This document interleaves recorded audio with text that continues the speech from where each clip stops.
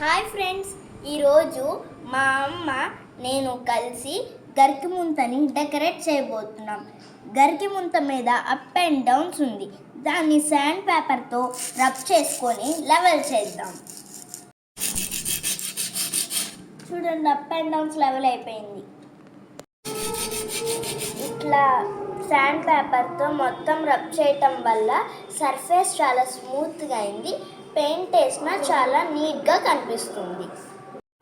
Sand పేపర్తో మనం రుద్దటం వల్ల చాలా డస్ట్ వచ్చింది.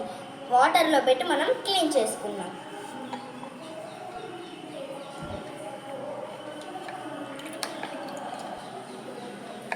వాటర్లో నుంచి తీసిన పాట్ని పక్కన పెట్టుకున్నాం. 2 minutes డ్రై అయిపోతుంది. ఈ మెటీరియల్ని యూజ్ చేసి గరికి ముంతని డెకరేట్ చేద్దాం.